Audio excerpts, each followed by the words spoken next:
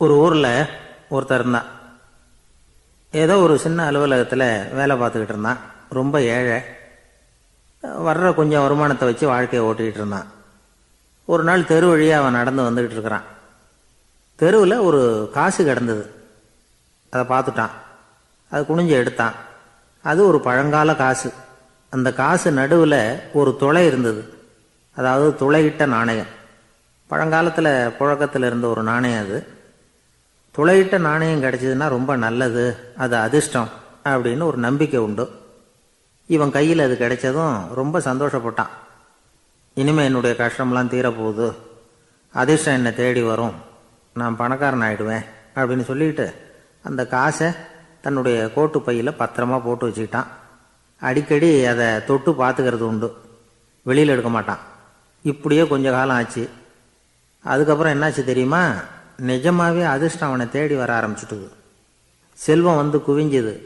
பணம், பதவி, புகழ் எல்லாம் வந்து சேர்ந்தது. சமூகத்தில் அவன் ஒரு பெரிய மனுஷன் ஆயிட்டான். எல்லாரும் அவனை பாராட்டினாங்க.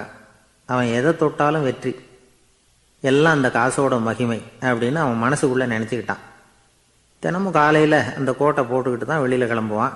புறப்படுறதுக்கு முன்னாடி கோட்டு பாக்கெட்டை தொட்டு பார்த்துக்குவான், உள்ளே காசு இருக்கா அப்படிங்கிறத உறுதிப்படுத்திக்குவான். அதுக்கப்புறம் தான் வெளியில் கிளம்புவான். இப்படியே பல வருஷம் ஓடி போச்சு. ஒரு நாள் அவனுக்கு அந்த ஆசை வந்துட்டுது. அதாவது அந்த துளையிட்ட நாணயத்தை எடுத்து கண்ணால் பார்க்கணும் அப்படின்னு. காலையில் சாப்பிட்டுக்கிட்டு இருந்தான். அப்போ தன்னுடைய மனைவிகிட்ட சொன்னான், ரொம்ப நாளைக்கு அப்புறம் என்னுடைய அந்த நாணயத்தை இன்னைக்கு வெளியில் எடுத்து பார்க்க போகிறேன்னா. என்னத்துக்கு அது, இப்போ அதை பார்க்க வேணாமே அப்படின்னு மெதுவாக இழுத்தாங்க அந்த அம்மா. இல்லை நான் பார்த்தே தீரணும் அப்படின்னு அவன் தன்னுடைய சட்டை பைக்குள்ளே கையை விட்டான். உள்ளே இருந்த நாணயத்தை வெளியில் எடுத்தான். பார்த்தா அவனுக்கு ஆச்சரியமாக போச்சு. அந்த நாணயத்தில் துளையே இல்லை. என்ன ஆச்சு அப்படின்னு சொல்லி அவன் ரொம்ப குழம்பி போயிட்டான். இப்போ அந்த அம்மா சொன்னாங்க, நான் தான் ஒரு நாள் உங்கள் கோட்டு ரொம்பவும் தூசியாக இருக்கேன்னு சொல்லி அதை ஜன்னலுக்கு வெளியில் உதறினேன். உள்ளே இருந்த அந்த காசு அப்போ எனக்கு தெரியாது, ஞாபகத்தில் இல்லை. அது தெருவில் விழுந்துட்டது போல இருக்கு. அதுக்கப்புறம் எவ்வளவோ தேடி பார்த்தேன், கிடைக்கல. அதுக்குள்ளே அதை யாரோ எடுத்துகிட்டு போயிட்டாங்க போல இருக்கு.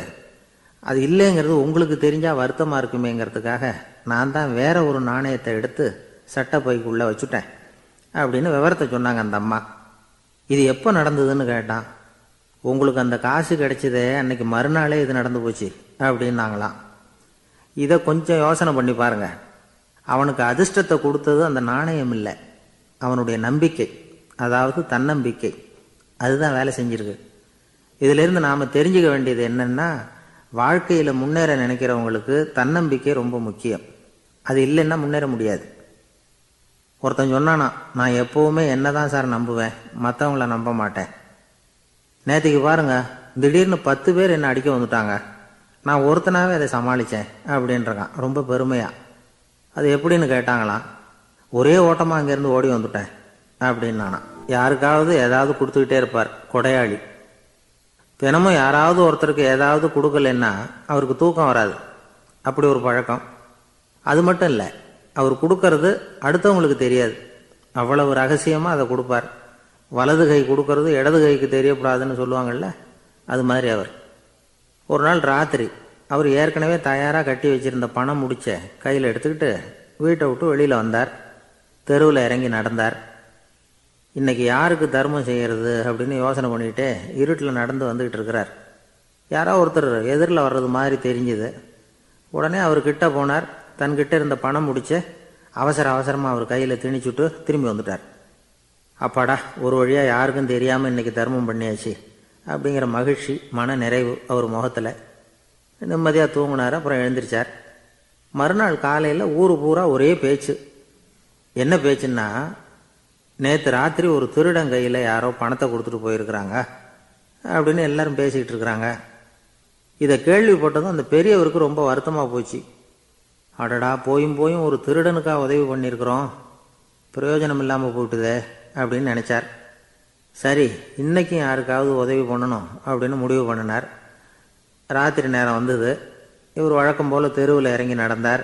கையில் பணம் முடிச்சு. எதிரில் ஒரு பொன் உருவம் மங்கலாக தெரிஞ்சது. இவர் உடனே அந்த பெண்கிட்ட பணத்தை கொடுத்துட்டு திருப்தியாக திரும்பி வந்துட்டார். மறுநாள் காலையில் ஊர் பூரா என்ன பேசிக்கிட்டாங்க தெரியுமா? நேற்று ராத்திரி நெறி தவறி நடக்கிற ஒரு பெண்ணின் கையில் யாரோ பணத்தை வச்சுட்டு போயிருக்கிறாங்க அப்படின்னு எல்லாரும் பேசிக்கிறாங்க. அடடா, இன்றைக்கும் தவறுதலாக நடந்து போச்சு அப்படின்னு ஒரு வருத்தப்பட்டார். இருக்கட்டும், இன்றைக்கும் ஏதாவது தர்மம் பண்ணுவோம் அப்படின்னு நினச்சிக்கிட்டாரு. 3வது நாள் ராத்திரியும் புறப்பட்டார். இப்பவும் எதிரில் ஒருத்தர் வந்தார். இவர் பணத்தை கொடுத்தார், திரும்பி வந்துட்டார். மறுநாள் மக்கள் என்ன பேசிக்கிட்டாங்கன்னா, நேற்று ராத்திரி ஒரு செல்வந்தர் கையில் யாரோ பணத்தை கொடுத்துட்டு போயிருக்கிறாங்க அப்படின்னு பேசிக்கிட்டாங்களாம். அவருக்கு ரொம்ப வருத்தமாக போயிட்டுது. என்ன இது தினம் இப்படி ஆகிக்கிட்டு இருக்குதே அப்படின்னு நினச்சிக்கிட்டே படுத்து தூங்கினார். அன்னைக்கு ராத்திரி ஒரு கனவு. அந்த கனவுல இறைவன் வந்து சொன்னாராம், இதோ பாருப்பா, நீ கொடுத்த தர்மம் வீணா போயிடல. உங்ககிட்ட பணம் வாங்கின அந்த திருடன் திருந்திட்டான், அந்த பொண்ணும் திருந்திட்டா, அந்த செல்வந்தனும் கொடையாளி ஆயிட்டான், எல்லாருக்கும் உதவி பண்ண ஆரம்பிச்சுட்டான் அப்படின்னு சொன்னாராம். இந்த கதையை சொன்னவர் யாருன்னா நபிகள் நாயகம். இதில் உள்ள கருத்து என்னன்னா, நல்ல மனசோட தர்மம் பண்ணுனா அது வீணா போறதில்லை. இன்னொரு கருத்து, தர்மம் வந்து தன்னை மட்டுமல்ல அடுத்தவங்களையும் தீமையிலிருந்து காப்பாற்றும். இதுதான் நாம் புரிஞ்சிக்க வேண்டியது. இந்த காலத்திலையும் இது மாதிரி சில சம்பவங்கள் நடக்கிறது உண்டு. ஒரு பெரியவர் இருட்டில் நடந்து வந்துக்கிட்டு இருந்தார். எதிரில் வந்த ஒருத்தன் வலுக்கட்டாயமாக ஒரு கையை பிடிச்சி ஒரு பண முடிப்பை கொடுத்து வச்சுக்க சொல்லிவிட்டு விலகி போயிட்டான். பெரியவருக்கு ஆச்சரியம், இந்த காலத்துலேயும் இப்படி வலது கை கொடுக்கறது இடது கைக்கு தெரியக்கூடாதுன்னு நினைக்கிற கொடையாளிகள் உண்டு போல இருக்கு அப்படின்னு யோசனை பண்ணிக்கிட்டே நடந்தார். கொஞ்சம் தூரம் போயிருப்பார். அதுக்குள்ளே அதே ஆள் திரும்பி வந்தான். கொடுத்த பண முடிப்பை திருப்பி கொடுங்க அப்படின்னு கேட்டு வாங்கிட்டான். இவருக்கு ஒன்றும் புரியல. ஏன் இப்படி பண்ணுறேன்னார். அது ஒன்றும் இல்லைங்க, கொஞ்ச நேரம் இதை உங்ககிட்ட கொடுத்து வச்சிருந்தேன், அவ்வளவுதான் அப்படின்னா. ஏன்னு கேட்டார். என்னை பின்னாடி போலீஸ் தேடிக்கிட்டு வந்துக்கிட்டு இருக்குது, அதுதான் அப்படி பண்ணேன், இப்போ போயிட்டுது, இனிமேல் ஒன்றும் பயமில்லை அப்படின்னு சொல்லிவிட்டு அவன் பாட்டுக்கு நடந்து போகிறான். ஜெருசலேம் அங்கே உள்ள ஒரு தேவாலயம். அதில் உள்ள பலிபீடத்தின் முன்னாடி ஒரு பெட்டி உண்டு. அது காணிக்கை பெட்டி. ஆலயத்துக்கு வர்றவங்க பிரார்த்தனை பண்ணிவிட்டு திரும்பி போகிற சமயத்தில் அந்த பெட்டியில் காணிக்கை போடுவாங்க. அவங்களால எவ்வளவு முடியுமோ அவ்வளவு போடுறது வழக்கம். அவங்கவுங்க வசதிக்கு தகுந்த மாதிரி போடுவாங்க. வசதி உள்ளவங்களாக இருந்தாலும் சரி, வசதியே இல்லாத வறியவர்களாக இருந்தாலும் சரி, ஆலய காணிக்கை பெட்டியில் காசு போடுறது அவங்களுக்கு ரொம்ப பெருமையான ஒரு செயல். ஒரு சமயம் இயேசு தம்முடைய சீடர்களோடு அந்த ஆலயத்துக்கு வரார். அங்கே உட்காந்து ரொம்ப நேரம் வழிபாடு பண்ணிகிட்டு இருக்கிறார். சீடர்களும் அந்த ஜபத்தில் கலந்துக்கிட்டாங்க. வழிபாடு முடிஞ்சுது. இயேசு உட்காந்துருக்கிறார். காணிக்கை பெட்டியில் காசு போடுறவங்கள கவனிக்கிறார். சீடர்களும் அதையே கவனிச்சுக்கிட்டு இருக்கிறாங்க. ரொம்ப பேர் வரிசையாக வந்தாங்க. அவங்களால முடிஞ்ச அளவுக்கு காசு போட்டுட்டு அவங்க பாட்டுக்கு போய்கிட்டு இருக்கிறாங்க. வசதியானவங்க நிறைய பேர் வந்தாங்க. அதுக்கு மத்தியில் வயசான ஒரு அம்மா, அவங்களும் வந்து காசு போட்டுட்டு போகிறாங்க. இப்போ இயேசு தன்னுடைய சீடர்கள் பக்கம் திரும்பினார். ஒரு கேள்வி கேட்டார். இப்போ இந்த காணிக்கை பெட்டியில் நிறைய பேர் வந்து காசு போட்டுட்டு போகிறத நீங்கள் கவனிச்சிங்க. இன்னைக்கு இந்த காணிக்கை பெட்டியில் ரொம்பவும் அதிகமாக காசு போட்டது யார் அப்படின்னு கேட்டார். முதல்ல வந்தார ஒரு பெரிய மனுஷன், அவர் தான் அதிகமாக போட்டார் அப்படின்னார் ஒருத்தர். 3வதாக வந்தவர் தான் அதிகமாக போட்டார், நான் கவனித்தேன் அப்படின்னாரு இன்னொருத்தர். இப்படி ஆளுக்கு ஒரு விதமாக சொல்கிறாங்க. கடைசியாக இயேசு சொன்னாராம், இன்றைக்கு அந்த பெட்டியில் அதிகமாக காசு போட்டவங்க அந்த வயசான அம்மா தான் அப்படின்னாராம்.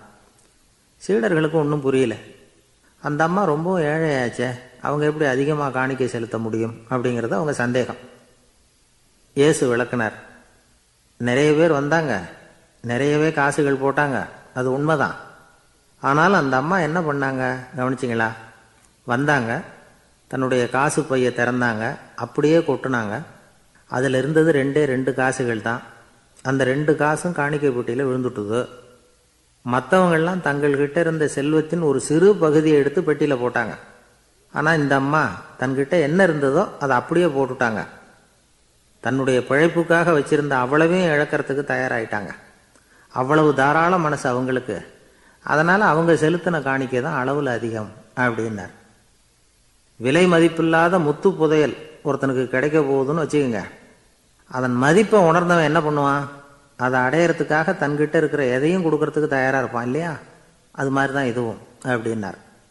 உலக மதிப்பீடுகளை துரும்பா தூசியா மதித்து அதையெல்லாம் உதறி விடுகிறவன் இறையருள் அப்படிங்கிற இணையில்லாத செல்வத்தை பெறுகிறான் அப்படிங்கிறது இதில் உள்ள கருத்து. இறைவனுக்காக இழப்பதுன்னா துன்பப்படுகிறவர்களுக்காக, ஏழைகளுக்காக, ஏதுமற்றவர்களுக்காக இழப்பது அப்படின்னு அர்த்தம்.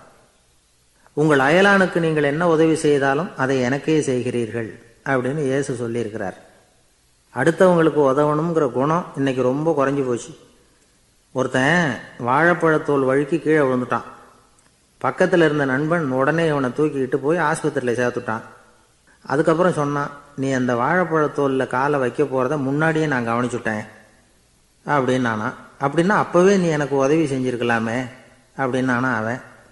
நான் டாக்டருக்கு உதவலாம்னு நினச்சிட்டேன் அப்படின்னா இவன். பெரிய குடும்பத்தில் பிறந்தவர், இருக்கிற சொத்துக்கள் எல்லாத்தையும் வாரி வழங்கிவிட்டு காட்டுக்கு புறப்பட்டார் தவம் செய்யறதுக்காக. இருந்தது பூராவும் கொடுத்துட்டார். இனிமேல் எதுவுமே இல்லை கொடுக்கறதுக்கு. அப்போ கடைசியாக ஒருத்தன் வந்து கையை நீட்டினானா, ஐயா ஏதாவது கொடுங்கன்றிருக்கான். அவர் பார்த்தார், கட்டியிருக்கிற வேட்டியை தவிர வேற எதுவுமே இல்லை. 8 முழம் பட்டு வேட்டி ஜரிகை கரையோடு இருக்குது. கடைசியாக அதை தான் எடுத்துக்கிட்டு அவர் புறப்பட்டுருக்கார். அவர் பார்த்தார், எதிரில் அவன் பரிதாபமாக நின்றுட்டு இருக்கிறான். அந்த 8 முழ வேட்டியை 2ஆ கிழிச்சார். 4 முழத்தை அவங்ககிட்ட கொடுத்தாரு. மீதி 4 முழத்தை தன்னுடைய இடுப்பில் கட்டிக்கிட்டு அவர் காட்டுக்கு போயிட்டார். இவன் என்ன பண்ணான் தெரியுமா? கையில் கிடைச்ச 4 முழத்தை எடுத்துக்கிட்டு கடை வீதிக்கு போனான். பழைய பட்டு வேட்டி ஜருகை இதையெல்லாம் விலைக்கு வாங்குகிற வணிகர் ஒருத்தர் இருக்கார். அவர்கிட்ட போனான். இதை விலைக்கு எடுத்துக்கிறீங்களா அப்படின்னு கேட்டிருக்கான். அவர் வாங்கி பார்த்துருக்கார். ஆஹா, இது ரொம்ப அருமையான வேட்டி, விலை உயர்ந்த ஜருகை, இது ஏது உனக்கு அப்படின்னு கேட்டாரான். அவன் நடந்தது சொல்லியிருக்கான். அப்படின்னா ஒன்று செய்யி, இந்த வேட்டியோட இன்னொரு பாதியையும் மெதுவாக வாங்கிட்டு வந்துரு, உனக்கு நிறைய பணம் தர்றேன் அப்படின்னாரான் அந்த வணிகர். இவன் கொஞ்சம் யோசனை பண்ணி பார்த்தான். கொஞ்சம் இருங்க, வந்துடுறேன் அப்படின்னு சொல்லிவிட்டு நேராக காட்டுக்கு போனான். அவர் எங்கே இருக்காருன்னு தேடி கண்டுபிடிச்சான். அவர் ஒரு இடத்துல தவக்கோலத்தில் இருக்கிறார். கட்டியிருந்த இடவேட்டியும் அவர் அறியாமல் நழுவி கீழே விழுந்து கிடக்குது. இவனுக்கு ரொம்ப வசதியாக போச்சு. அவரை கேட்க வேண்டிய அவசியமே இல்லை. மெதுவாக சத்தம் போடாமல் அடி மேலே அடி வச்சு நெருங்கினான். அவர் கண்ணை மூடிக்கிட்டு அவர் பாட்டு நின்றுக்கிட்டு இருக்கிறார். இவன் மெதுவாக போய் கீழே கிடந்த அந்த துணியை எடுத்துக்கிட்டு சத்தம் போடாமல் திரும்பி நடந்தான். ஒரு 2-3 அடி எடுத்து வச்சிருப்பான். அப்படி ஓட ஆரம்பிக்கிற சமயத்தில் அவன் காலில் கீழே கிடந்த முள் ஒன்று நறுக்குன்னு தைச்சி விட்டுது. வலி தாங்க முடியாமல் அம்மான்னு கத்தியிருக்கான். இந்த சத்தத்தினால கண்ணை மூடி நின்றுக்கிட்டு இருந்த அவரோட தவம் கலைஞ்சது. மெல்ல கண்ணை திறந்து பார்க்குறார். தன் இடையில இருந்த வேட்டி அவன் கையில் இருக்கு. இப்போ அவர் நினைக்கிறார், என்ன நினைக்கிறார்னா, இந்த வேட்டி மீது நான் வைத்த ஆசையல்லவா அவனை திருடனாக ஆக்கி விட்டது அப்படின்னு நினைச்சாராம்.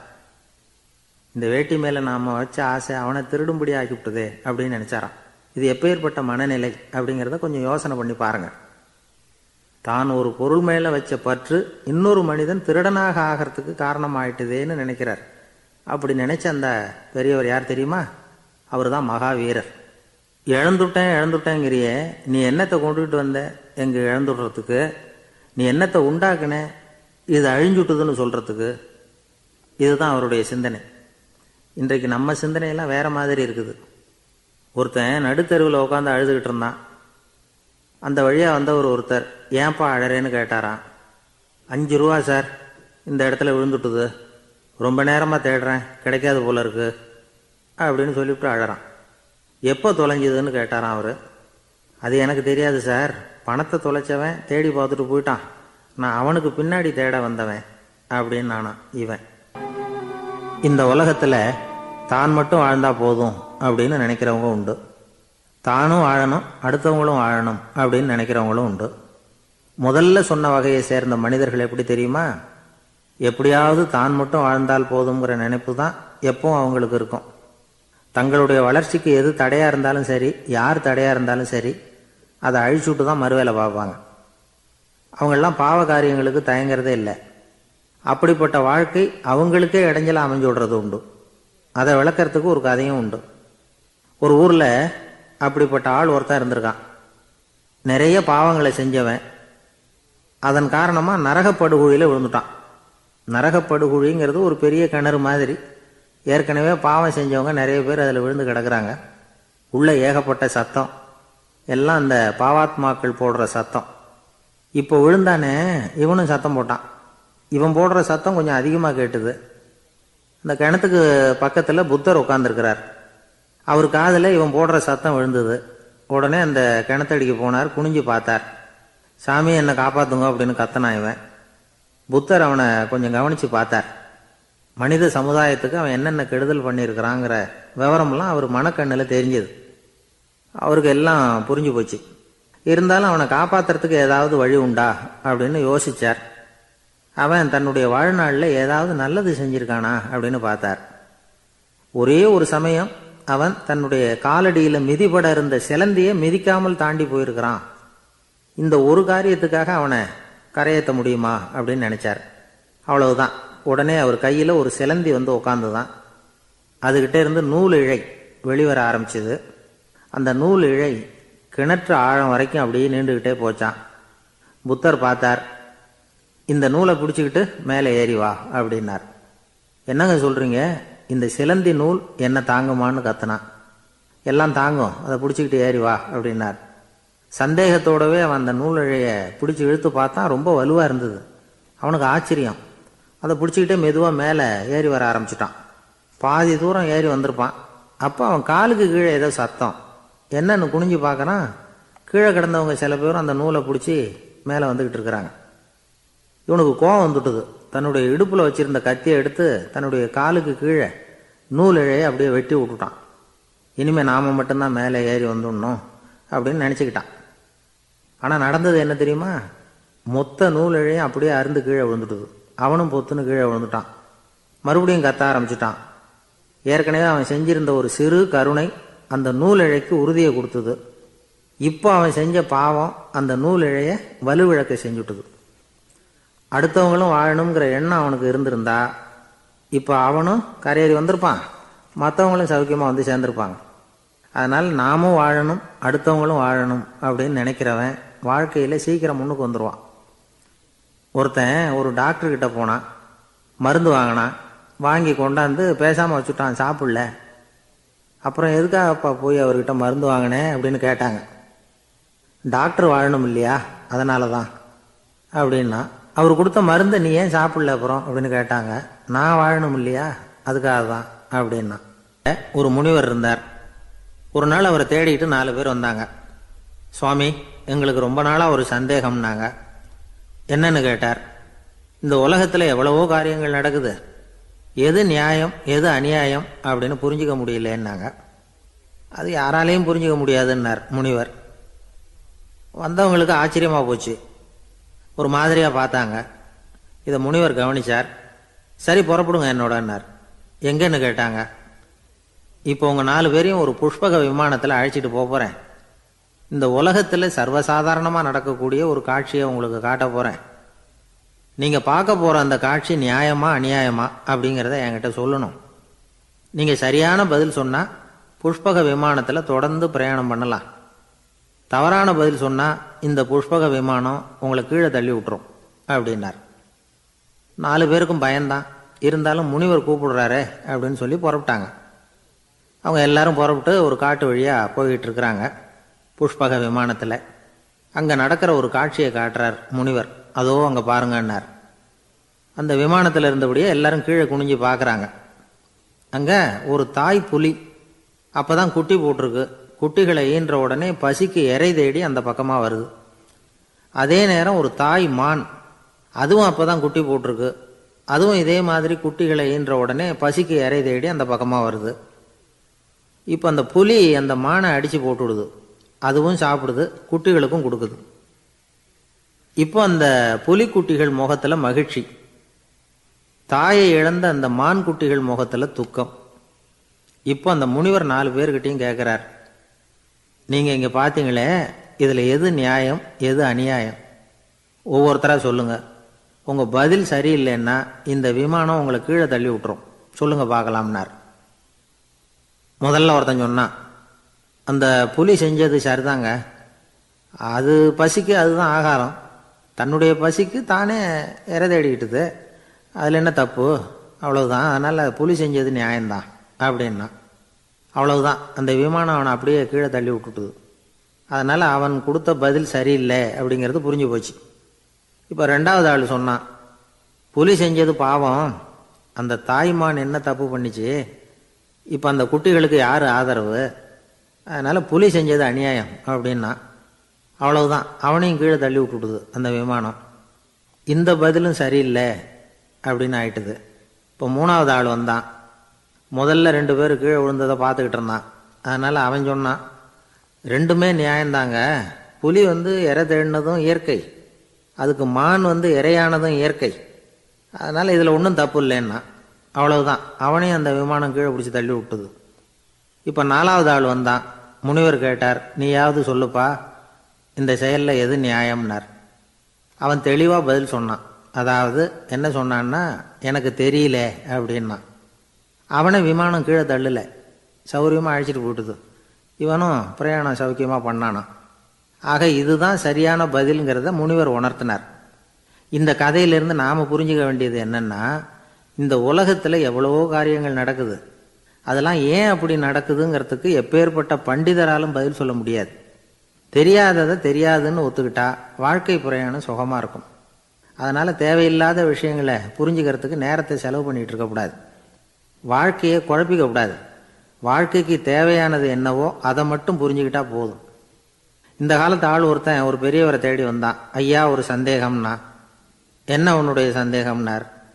பகுத்தறிவுன்னா என்ன, விதின்னா என்ன அப்படின்னு கேட்டான். இதுக்கு அவர், இப்போ உன்னுடைய வலது காலை தூக்குன்னார். தூக்கினான். சரி, இப்போ உன்னுடைய வலது காலை கீழே இறக்காம உன்னுடைய இடது காலையும் தூக்குன்னார். தூக்கினான். பொத்துன்னு கீழே விழுந்துட்டான். பெரியவர் சொன்னார், உன்னால் ஒரு காலை தூக்க முடிஞ்சுது, அதுதான் பகுத்தறிவு. 2 கால்களையும் ஒரே சமயத்தில் தூக்குனா அடிபடும், அப்படிங்கிறது தான் விதி அப்படின்னு விளக்கம் கொடுத்தார். இவன் தன்னுடைய விதியை நொந்துக்கிட்டே இடுப்பை பிடிச்சிக்கிட்டு அங்கேருந்து நடந்து போயிட்டான். ஒரே ஒரு ஊரில் ஒரு கோயில் இருந்தது. ரொம்ப பழைய கோயில். உள்ளே போகிறதுக்கே பயமாக இருக்கும். எந்த நேரத்தில் இடிஞ்சு விழுந்துருமோ அப்படிங்கிற பயம். அப்படி இருந்ததுனால யாரும் துணிஞ்சு சாமி கும்பிடுறதுக்கு அங்கே போகிறதில்ல. கோயிலுக்கு வர்ற கூட்டம் கொஞ்சம் கொஞ்சமாக குறைய ஆரம்பிச்சுட்டுது. கோயில் நிர்வாகிகள் எல்லாரும் கூடி உட்காந்து பேசினாங்க. என்ன பண்ணலாம்னு யோசனை பண்ணாங்க. எந்த இடம் மோசமாக இருக்கோ அந்த இடத்த பழுது பார்த்தாங்க. அங்கே எங்கே வர்ணத்தை பூசி கொஞ்சம் அழகுபடுத்தி பார்த்தாங்க. ஏதோ இந்த ஊரில் கோயில்னு ஒன்று இருக்குது, அது மக்களுக்கு தெரியணும் அப்படிங்கிறதுக்காகத்தான் இப்படிலாம் பண்ணாங்க. இருந்தாலும் கோவில் இருக்கிற நிலைமை மக்களுக்கு தெரியும். அதனால் அங்கே வர்றது குறைச்சிக்கிட்டாங்க அவங்க. ஒரு கட்டத்தில் யாருமே வர்றதில்லை. நிலைமை அந்த அளவுக்கு ஆயிட்டுது. மறுபடியும் கோவில் நிர்வாகிகள் கூட்டம் நடந்தது. இந்த கூட்டம் கூட கோயிலுக்கு உள்ளே நடக்கலை, இடிஞ்சு விழுந்துருமோங்கிற பயம். அதனால் வெளியில் தான் உட்காந்து கூட்டத்தை நடத்தினாங்க. ஏன்னா உள்ளே போகிறதுக்கு அவங்களுக்கும் துணிச்சல் கிடையாது. எந்த நேரமும் விழுந்துரும் போல் இருந்தது அது. அது வழியாக போகிறவங்க கூட வேகமாக அந்த இடத்த கடந்து போக ஆரம்பிச்சிட்டாங்க. கோவில் நிர்வாகிகள் வெளியில் உட்காந்து கூட்டம் போட்டாங்க இல்லையா, அந்த கூட்டத்தில் 4 தீர்மானங்களை நிறைவேற்றினாங்க. அது என்ன 4 தீர்மானம்னா, முதல் தீர்மானம், இந்த கோவிலை இடிப்பது அப்படிங்கிற முடிவை இந்த கமிட்டி மிகவும் வருத்தத்துடன் ஏற்றுக்கொள்ளுகிறது அப்படின்னு நிறைவேற்றினாங்க. இதுக்கு பதிலாக இன்னொரு கோவிலை உடனடியாக கட்டி முடிச்சுடணுங்கிறது 2வது தீர்மானம். 3வது தீர்மானம் என்ன தெரியுமா, பழைய கோவிலின் கதவுகள், அதிலிருந்து பிரித்து எடுக்கிற செங்கல், இதையே புது கோவில் கட்டுவதற்கு பயன்படுத்தி கொள்ள வேண்டியது. பழைய கோவில் இருந்த மாதிரியே அதே வடிவத்தில் புது கோவிலையும் கட்ட வேண்டியது. பழைய கோவிலின் அஸ்திவாரத்தை அப்படியே வச்சுக்கிட்டு அதுக்கு மேலே நாம் கோயிலை கட்டிக்க வேண்டியது. இதுதான் 3வது தீர்மானம். இதையும் கமிட்டி முழு மனசோடு ஏற்றுக்கிட்டது. இது வரைக்கும் சரி. இப்போ அந்த கமிட்டி 4வதாக ஒரு முக்கியமான தீர்மானத்தை கொண்டுகிட்டு வந்து அதையும் ஏகமனதாக நிறைவேற்றி விட்டது. அது என்ன தீர்மானம்னா, புதிய கோவில் கட்டி முடிக்கிற வரைக்கும் பழைய கோவிலை இடிக்கிறதில்லை அப்படிங்கிற தீர்மானம். எப்படி இருக்குது பாருங்க இது. பழசை இடிக்காத வரையில் அதே இடத்துல புதுசாக எப்படி கட்ட முடியும்? பல விஷயங்களில் நாம் நடந்துக்கிற முறையும் இப்படி தான் இருக்குதான். வாழ்க்கையில் முன்னேறணும்னு ஆசைப்படுவோம். அதே நேரத்தில் அந்த முன்னேற்றத்துக்கு எது தடையாக இருக்கோ அதை விட்டு விடுறதுக்கும் மனசு வராது. வெளிநாட்டில் ஒரு பெரிய விருந்து நடந்துக்கிட்டு இருந்துதான். எல்லாரும் மது கோப்பையும் கையுமா அலைஞ்சிக்கிட்டு இருக்கிறாங்க. ஒருத்தர் மட்டும் கையில் எதுவும் இல்லாமல் ரொம்ப நல்ல பிள்ளையா சாதுவா ஒரு ஓரமாக தனியாக உட்காந்துருக்கிறார். அவர்கிட்ட நெருங்கி, வாங்க மது சாப்பிட்லாம் அப்படின்னு கூப்பிட்டாங்களாம். என்னை வற்புறுத்தாதீங்க, நான் என் மனசுக்குள்ள உறுதியாக தீர்மானம் பண்ணிவிட்டேன் அப்படின்னாராம். என்ன தீர்மானம் பண்ணியிருக்கீங்க அப்படின்னு கேட்டிருக்காங்க. ஏற்கனவே முழு போதையில் இருக்கும் பொழுது மறுபடியும் மது கோப்பையை தொடரதில்லை அப்படின்னு தீர்மானம் பண்ணியிருக்கேன் அப்படின்னாராம். ஒரு ஊரில் ஒரு பெரியவர் இருந்தார். ஒரு நாள் அவரை தேடி ஒருத்தர் வந்தார். ஐயா, நான் கடவுளை பரிபூர்ணமாக நம்புகிறேன் அப்படின்னார். சரி, அந்த நம்பிக்கை உனக்கு எப்படி வந்ததுன்னு கேட்டார் இவர். அவர் சொல்ல ஆரம்பித்தார். ஐயா, எனக்கு கல்யாணம் ஆகி 10 வருஷம் ஆச்சு. ஆனாலும் குழந்தை பாக்கியம் இல்லை. அதுக்கு என்ன காரணமாக இருக்கும்னு நான் யோசனை பண்ணிகிட்டு இருந்தப்போ நண்பர் ஒருத்தர் ஒரு ஆலோசனை சொன்னார். உனக்கு மதப்பற்று இல்லை, எந்த கடவுளையுமே நம்ப மாட்டேங்கிற, அதுதான் காரணம். கடவுளை நம்பு, உனக்கு குழந்தை பாக்கியம் கிடைக்கும் அப்படின்னார். அவர் அப்படி சொன்னாரே தவிர எனக்கு சந்தேகம்தான். இருந்தாலும் அவர் சொன்னபடியும் நடந்து தான் பார்ப்போமே அப்படின்னு முடிவு பண்ணேன். கடவுளை நம்ப ஆரம்பித்தேன். அந்த வருஷமே அழகான ஆண் குழந்தை பிறந்தது. எல்லாம் இறைவன் அருள் அப்படின்னார். இவர் இப்படி சொன்னதை கேட்டதும் அந்த பெரியவர் சொன்னார், நீ சொல்கிறதெல்லாம் சரிதான். இருந்தாலும் இந்த காலத்தில் எந்த ஒரு காரியமாக இருந்தாலும் அதை சோதனை செஞ்சு பார்த்துட்டு தான் ஒரு முடிவுக்கு வந்து சேர முடியும். அறிவுபூர்வமான முடிவு அதுவாக தான் இருக்கும். அறிவியல் சோதனைகள் அப்படித்தான். ஒரு குறிப்பிட்ட விஷயத்தை பற்றி எத்தனை தடவை சோதனை பண்ணாலும் ஒரே முடிவு தான் கிடைக்கணும். அதுதான் சரியாக இருக்கும். அதனால் இப்போ மறுபடியும் ஒரு சோதனைன்னார். என்ன செய்யணும் அப்படின்னு கேட்டார் இவர். கடவுள்கிட்ட ஒரு பெண் குழந்தை வேணும்னு கேளு.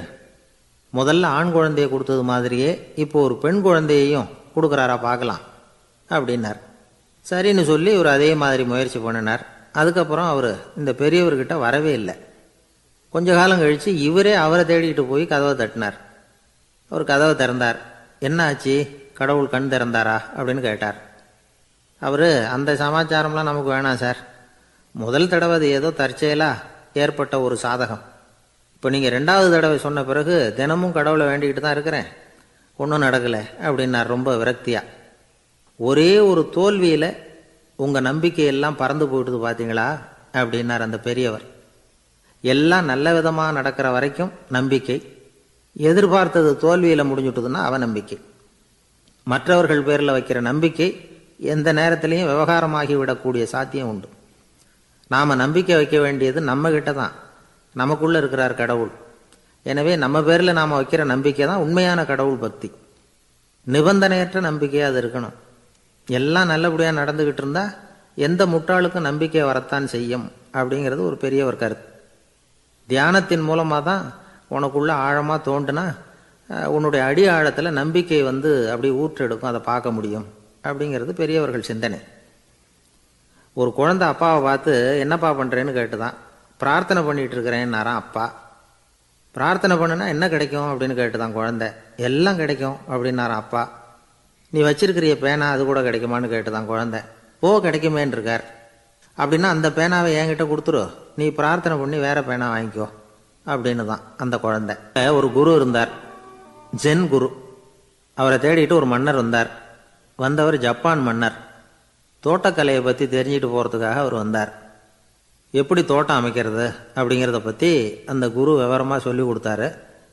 1 நாள் 2 நாள் இல்லை, 3 வருஷம் கற்றுக் கொடுத்தார்.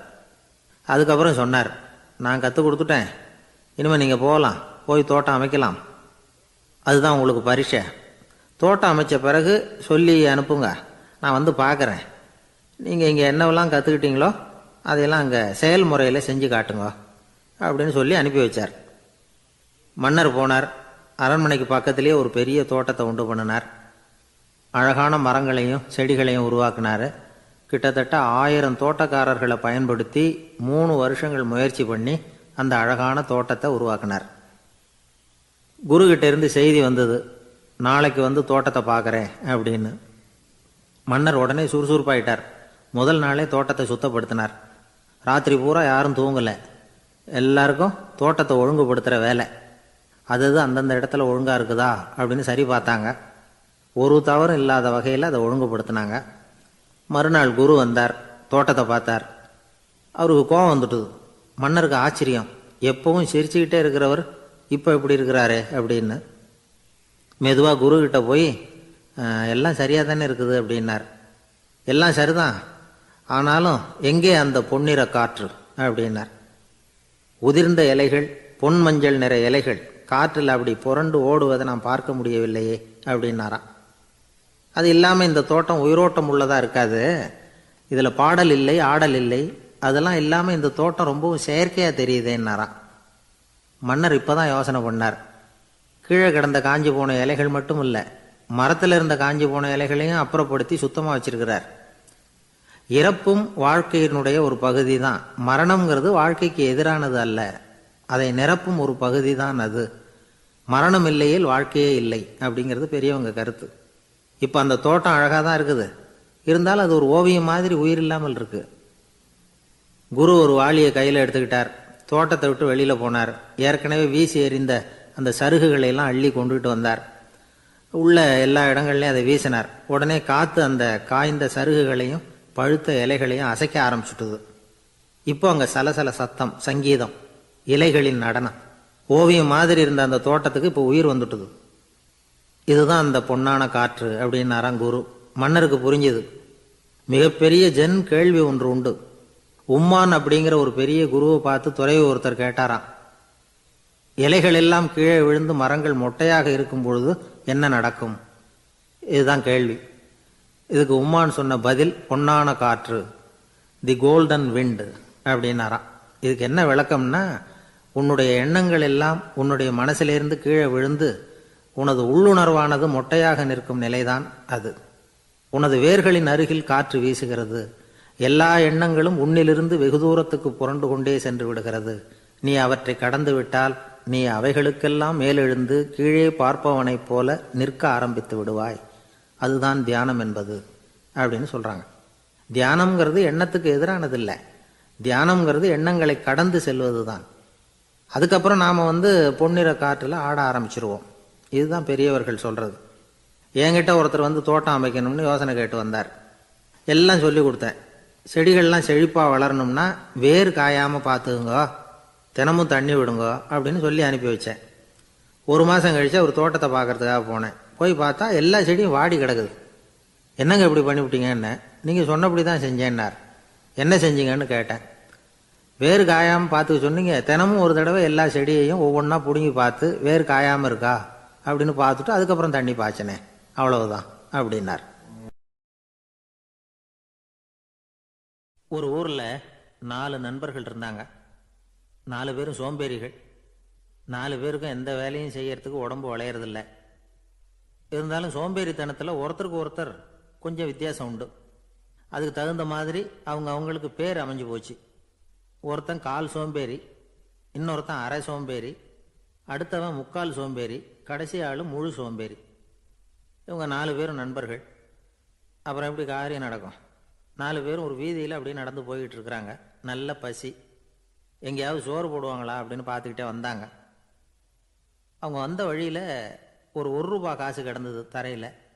அவங்க கண்ணில் அது பட்டுது. ஆனாலும் அதை குனிஞ்சு எடுக்கணுமே, அதுக்கு சோம்பேறித்தனம். முழு சோம்பேறி பார்த்தான். பக்கத்தில் வந்துக்கிட்டு இருந்த முக்கால் சோம்பேறிக்கிட்ட சொன்னானான், டேய் அதை கொஞ்சம் குனிஞ்சு எடுறா அப்படின்னானா. அவன் என்ன பண்ணான் தெரியுமா? அதுக்கு அடுத்தபடியாக வந்த அரை சோம்பேறிக்கிட்ட சொன்னானா, டேய் நீ அதை கொஞ்சம் குனிஞ்சு எடுறா அப்படின்னானா. அவன் இவனை விட மோசம், அடுத்தவங்கிட்ட சொல்லியிருக்கிறான். அவனும் குனியறதுக்கு தயாராக இல்லை. ஆக கூடி கடைசியில் யாருமே காசை எடுக்கலை. என்னத்துக்கு அனாவசியமாக உடம்பை வளைச்சிக்கணும் அப்படின்னு எல்லாரும் பேசாமல் வந்துட்டாங்க. அவங்க பாட்டுக்கு நடந்து வந்துக்கிட்டே இருக்கிறாங்க. எதிரில் ஒருத்தன் வாழைப்பழத்தை வண்டியில் வச்சு தள்ளிக்கிட்டே வந்தான். ரூபாய்க்கு 4 பழம்னு கூவி விற்றுக்கிட்டே வர்றான். இப்போ அந்த முழு சோம்பேறி சொன்னானா, டேய் வழியில் கிடந்ததை ரூபா, அதையாவது எடுத்துக்கிட்டு வந்திருந்தா இப்போ இந்த பழத்தை வாங்கி ஆளுக்கு ஒன்று சாப்பிடலாமே அப்படின்னானா. ஆமாம் சாப்பிட்ருக்கலாமே அப்படின்னாங்களாம் மற்றவங்களும். ஆனாலும் திரும்பி போய் அதை எடுக்கணும்னு யாருக்கும் தோணலை. பேசாமல் சோர்ந்து போய் நடந்து வந்தாங்களாம். இருட்டி போச்சு. வழியில் ஒரு கோவில். சரி இங்கேயே படுத்து தூங்குவோம் அப்படின்னா ஒருத்தன். அதுதான் சரின்னாங்க மற்றவங்களும். அப்படியே மண்டபத்தில் படுத்துட்டாங்க. கோவில் அர்ச்சகர் வேலையெல்லாம் முடிச்சுவிட்டு வெளியில் வந்திருக்காரு. இவங்கள பார்த்தாராம். ஏன் இப்படி சோர்ந்து போய் கிடக்குறீங்க அப்படின்னு விசாரிச்சிருக்கார்.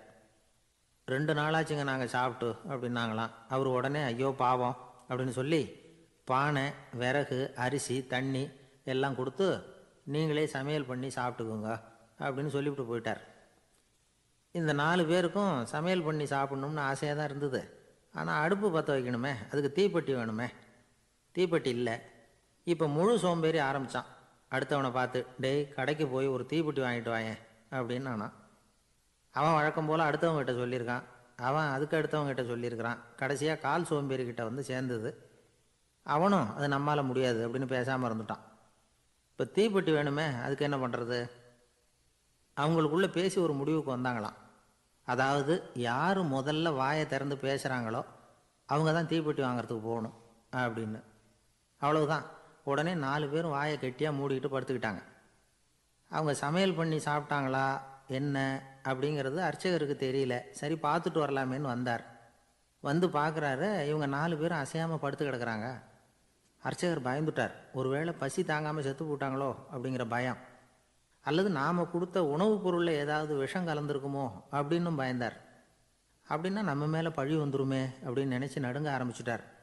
அப்புறம் அவரும் ஒரு முடிவுக்கு வந்தாராம். கோவிலுக்கு பக்கத்துலேயே ஒரு பெரிய குழி இருந்தது. அதில் ஒவ்வொருத்தரையாக இழுத்துக்கிட்டு போய் போட்டார். கொஞ்சம் மண்ணை தள்ளினார். காலால் மிதித்தார். அவர் மிதித்த மிதி ஒருத்தன் அடி வயத்தில் போட்டுவிட்டுது. அவன் உடனே வலி தாங்காமல் ஐயோ அம்மான்னு அலறினான். உடனே நடந்தது என்ன தெரியுமா? மற்ற 3 பேரும் துள்ளி எழுந்திரிச்சாங்களாம். அவனை பார்த்து, நீ தாண்டா தீப்பெட்டி வாங்க போகணும், நீ தாண்டா வாங்க போகணும், நீ தான் சத்தம் போட்ட அப்படின்னு சொல்லி ஆரம்பிச்சுட்டாங்களாம். அர்ச்சகர் பார்த்தார். இது பேய் மாதிரி தெரியுதுன்னு நினச்சிக்கிட்டு ஒரே ஓட்டமாக ஓடி போட்டாராம். கிராமப்புறங்களில் இப்படி ஒரு கதையை சொல்கிறது உண்டு. சோம்பல்ங்கிறது நம்ம முன்னேற்றத்துக்கு பெரிய தடை அப்படிங்கிறத நாம் புரிஞ்சுக்கணும். அதுதான் இந்த கதை சொல்கிற நீதி. ஒரு பள்ளிக்கூடத்தில் ஒரு புதுமையான போட்டி நடந்துதான். அதாவது சோம்பேறித்தனத்துக்கு பரிசு.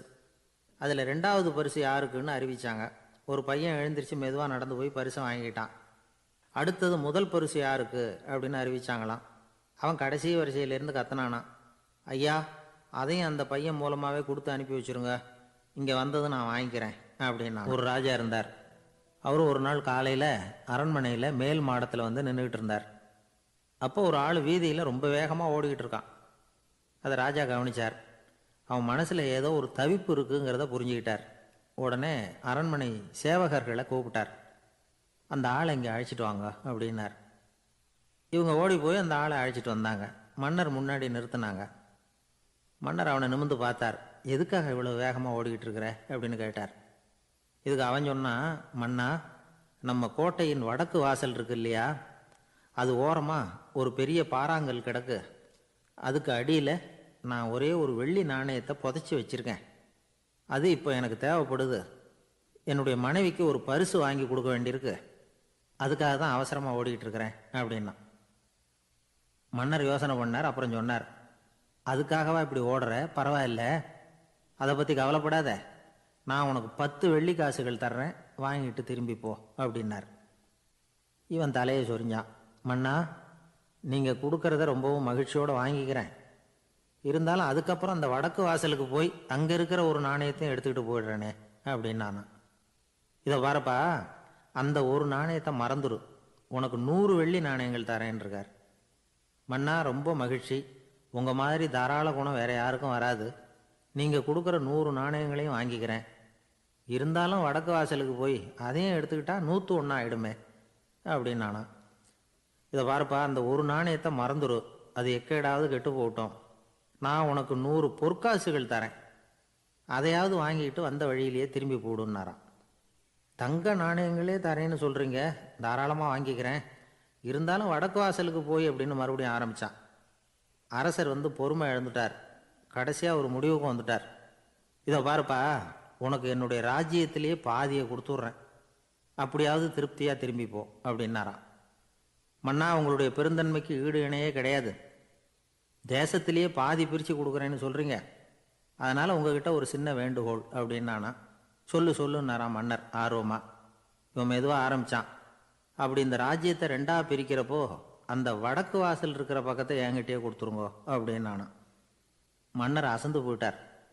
இந்த கதை எதுக்காகன்னு கேட்டால், மனம்ங்கிறது ஒரு குரங்குங்கிறத புரிஞ்சுக்கிறதுக்காகத்தான். உன்னை பிடிச்சிக்கிட்டா லேசில் விடாது. அப்படிப்பட்ட மனசை அறிவு தான் வழி நடத்தணும். அதில் தான் வாழ்க்கையின் வெற்றி அடங்கியிருக்குது. ஒரு சின்ன பையன் தெருவில் அழுதுகிட்டு இருந்தான். ஏன்பா அழுகுறேன்னு ஒரு பெரியவர் கேட்டார். ₹1 காசை இங்கே தொலைச்சுட்டேன் அப்படின்னா. சரி, அதுக்காக அழாத, அதுக்கு பதிலாக 10 ரூபா தரேன், இந்தா வச்சுக்கோன்னு கொடுத்தார். அந்த 10 ரூபாயை வாங்கி சட்டப்பையில் போட்டுக்கிட்டு அதை விட அதிகமாக சத்தம் போட்டு அழ ஆரம்பிச்சுட்டான். மறுபடியும் ஏன்டா அழறேன்னு கேட்டார் பெரியவர். அந்த 1 ரூபாயும் கிடச்சிட்டுதுன்னா இப்போ என்கிட்ட 11 ரூபா இருக்குமே, இப்போ 10 ரூபா தானே இருக்குது அப்படின்னு சொல்லிவிட்டு அழறான் ஒருத்தர். அவருக்கு ஜாதகத்தில் நம்பிக்கை உண்டு. அவரே ஜோசியம்லாம் பார்ப்பார். என்ன சார் இந்த காலத்தில் இதையெல்லாம் நம்பிக்கிட்டு இருக்கீங்களே அப்படின்னு கேட்டால், உங்களுக்கு ஒன்றும் தெரியாது சார். இந்த உலகத்தில் ஒவ்வொருத்தரும் அவங்கவங்க செய்கிற நல்லது கெட்டதுக்கு தகுந்த பலனை அனுபவிச்சே தீரணும்பார். அது மட்டும் இல்லை, ஒருத்தர் செத்துட்டா கூட அவன் செஞ்ச பாவ புண்ணியங்கள் கூடவே போய்கிட்டு இருக்கோம்பார். அது எப்படி கூட போவோம் அப்படின்னு குதர்க்கமாக கேட்டால், அதுக்கு அவர் ஒரு கதை சொன்னார். அது ரொம்ப சுவாரஸ்யமாக இருந்தது. அது என்ன கதைன்னா, ஒரு ஊரில் ஒருத்தர் இருந்தாராம். அவர் ஜோசியம் பார்க்குறதுல ரொம்ப கெட்டிக்காரரான்.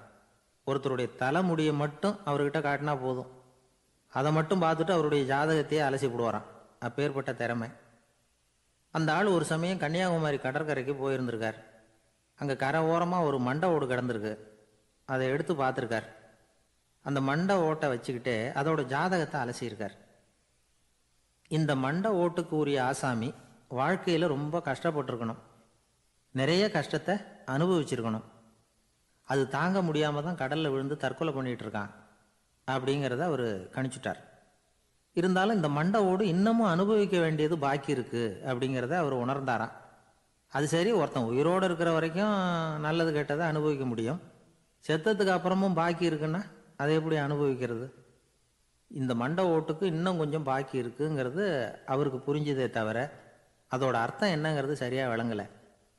சரி, இதை இன்னும் கொஞ்சம் விவரமாக ஆராய்ச்சி பண்ணுவோம் அப்படின்னு நினச்சிக்கிட்டு அதை தன்னுடைய வீட்டுக்கே எடுத்துகிட்டு போயிட்டார்.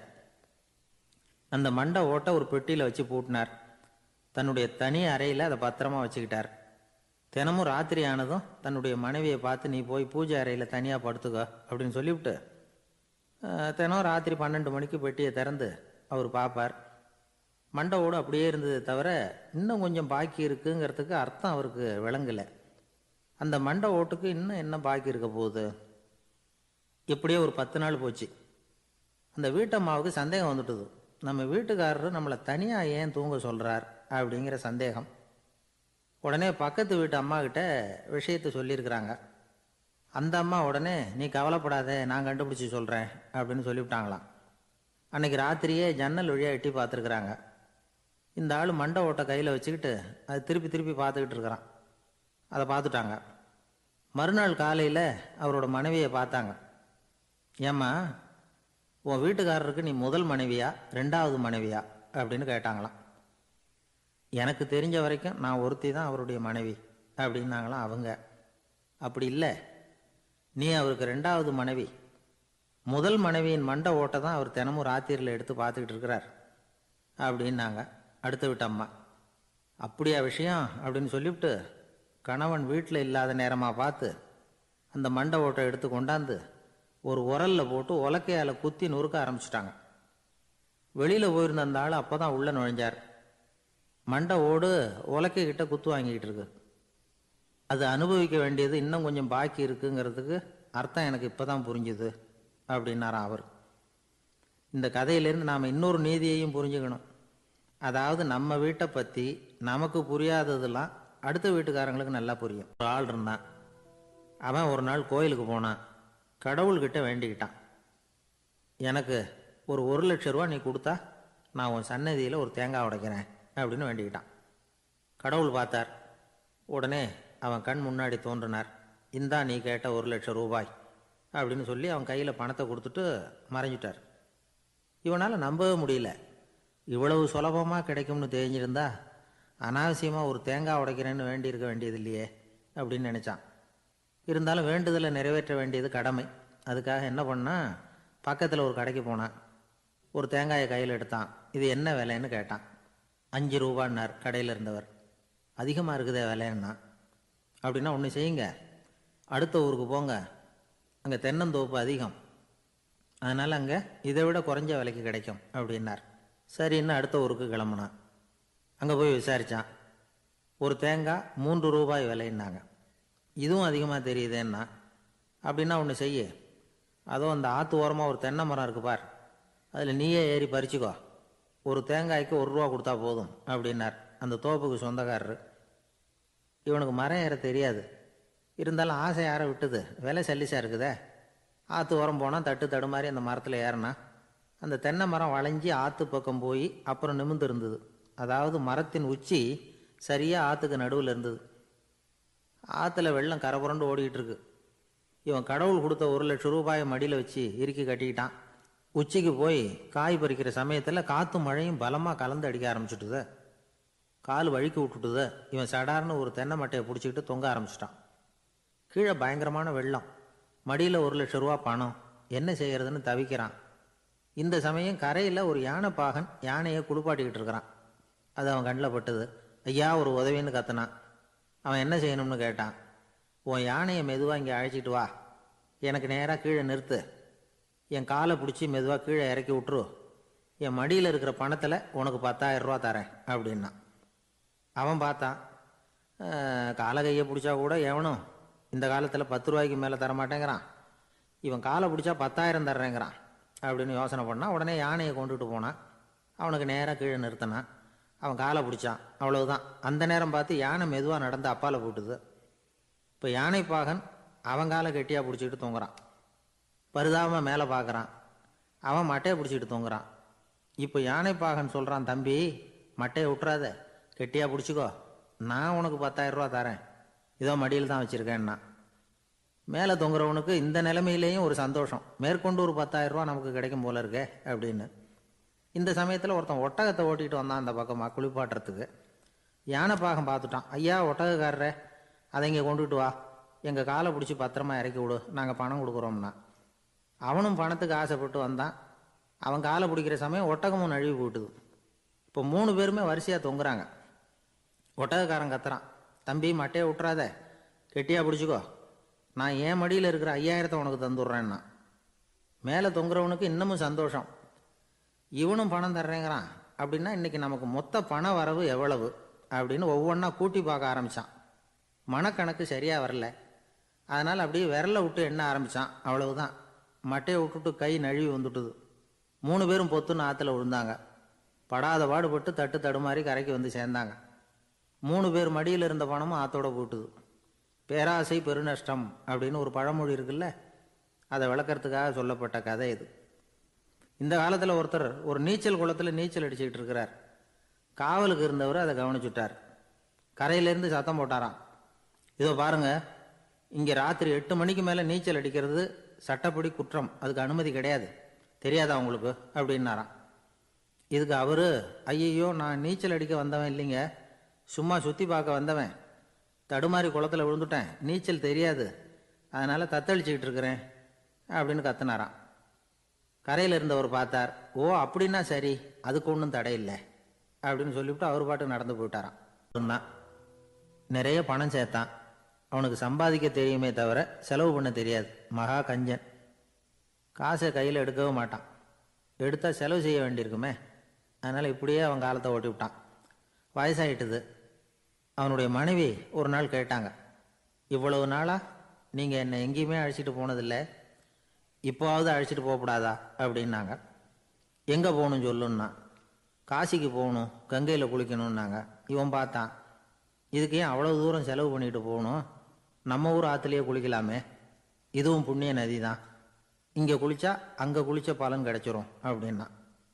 சரின்னு 2 பேரும் ஆத்தங்கரைக்கு போனாங்க. அன்றைக்கி ஏதோ விசேஷம், நிறைய கூட்டம், நிறைய பேர் குளிச்சுக்கிட்டு இருக்கிறாங்க. கரையில் சில புரோகிதர்கள் நின்றுக்கிட்டு இருக்கிறாங்க. குளிக்கிறதுக்கு முந்தி அவங்கக்கிட்ட உட்காந்தா ஏதோ மந்திரம்லாம் சொல்லுவாங்க, கொஞ்சம் காசு கொடுக்க வேண்டியிருக்கும். அதனால் இவன் என்ன பண்ணான், ஆத்தங்கரையிலேயே கொஞ்சம் தூரம் போனான். ஊரை விட்டு தள்ளி வந்துட்டான். அங்கே யாருமே இல்லை. அப்பாடான்னு சந்தோஷப்பட்டான். குளிக்கலாம்னு புறப்பட்டான். இந்த நேரம் கடவுள் பார்த்தார், இந்த கஞ்சனுக்கு ஏதாவது புத்தி போகட்டணும் அப்படின்னு நினைச்சார். உடனே ஒரு புரோகிதர் மாதிரி உருவத்தை மாற்றிக்கிட்டு அந்த ஆள் முன்னாடி வந்து நின்னார். அவனுக்கு அதிர்ச்சி, இங்கே யாருமே இருக்க மாட்டாங்கன்னு நினச்சா இங்கேயுமே ஒரு ஆள் வந்துட்டார, என்ன பண்ணுறதுன்னு யோசனை பண்ணான். புரோகிதர் உருவத்தில் இருந்த கடவுள் சொன்னார், இதை பாருங்க, இன்னைக்கு விசேஷ நாள், நீராடுறதுக்கு முன்னாடி சுயகல்பம் பண்ணிக்கிறது ரொம்ப நல்லது அப்படின்னார். என்கிட்ட பணம் எதுவும் இல்லையேன்னா. பரவாயில்ல, அப்புறமா கொடுங்க, வாங்கிக்கிறேன். ஆனால் ஒன்று, எவ்வளவு கொடுப்பீங்கிறத மட்டும் இப்போவே சொல்லிவிடுங்க அப்படின்னார். இவன் ரொம்ப யோசனை பண்ணான். ஒரு 10 பைசா தரேன் அப்படின்னா. சரின்னு ஒத்துக்கிட்டு எல்லா கிரியைகளையும் அவர் செஞ்சார். அதுக்கப்புறம் கணவனும் மனைவியும் ஆற்றுல குளித்தாங்க. அவர் போயிட்டார். கொஞ்ச நாள் கழித்து அவன் வீட்டுக்கு வந்தார் கடனை வசூல் பண்ணுறதுக்கு. வாசலில் நின்றுக்கிட்டு இருந்த அவன் மனைவி இவரை பார்த்ததும் தயங்க ஆரம்பித்தாங்க. அந்த அம்மா கிட்ட விஷயத்த சொன்னார். அந்த அம்மா ஓடி போய் உள்ளே இருக்கிற தன்னுடைய கணவர்கிட்ட சொன்னாங்க. அவன் யோசனை பண்ணான், இப்போ வெளியில் போனால் அவனுக்கு 10 காசு கொடுக்க வேண்டியிருக்கும். அதனால் எனக்கு காய்ச்சல்னு அந்த ஆளுகிட்ட சொல்லிவிடு, இன்னொரு சந்தர்ப்பத்தில் என்னை வந்து பார்க்க சொல்லு அப்படின்னா. அந்த அம்மா போய் சொன்னாங்க. அப்படிங்களா, அப்படின்னா அவரை நான் உடனே போய் பார்க்கணுமே அப்படின்னு உள்ளே நுழைய ஆரம்பித்தார். அவங்க மறுபடியும் இருங்க தான் வரேன்னு சொல்லிவிட்டு உள்ள ஓடி விஷயத்த சொன்னாங்க. இது ஏதுடா வம்பா போச்சு அப்படின்னு பார்த்தான்.